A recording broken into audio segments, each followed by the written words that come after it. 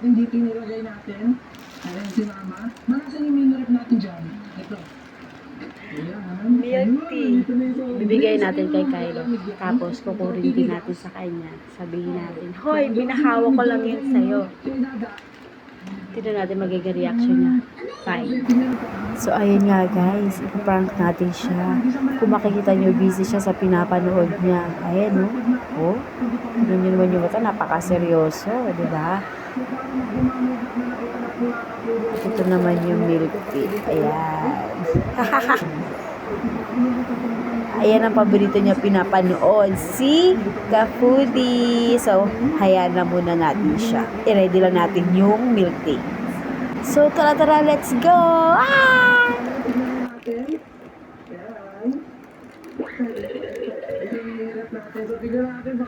Hello!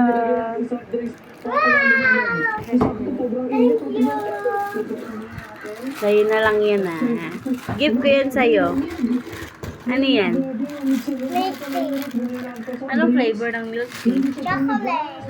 No. Anong flavor yan? Anong flavor?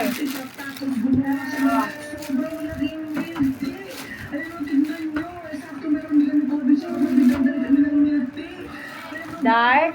Dark chocolate. Dark chocolate? Ang galing ah. Shake mo muna.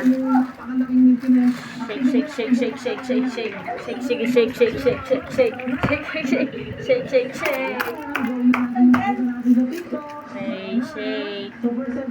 One.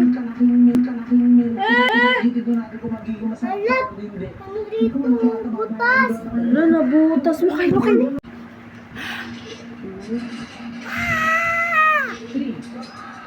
Natapon na.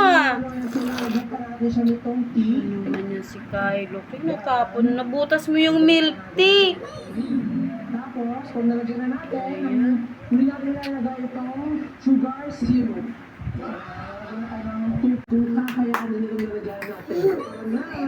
Kasi tignan naman natin milk tea. Lahat ng mga kapag dilawin na natin yun. So, unang natin ilalagay ay itong aming creamer. Ayan. Okay, creamer. So, ayun na nga. Nasira yung lagayan ng milk tea, natapon. Kaya, ayan, pinupunasan ko siya, guys. Kasi sobrang lagkit ng sahig. Nasobrahan yung pagtusok niya dun sa milk tea, kaya nabutas. Kaya, diyan ko na lang nilagay sa lagayan ng baunan. Diyan na lang namin siya nilagay para hindi na matapon. Ayan. Inunom na lang din namin kasi sayang naman ito, itatapon namin, di ba? So, kasi binunas mo na namin. Eh, nagalit pa nga ako sa kanya, oh. Pahingin. Wala pa to.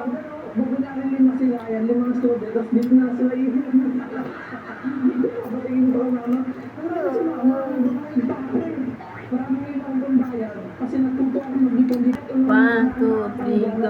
Yeah!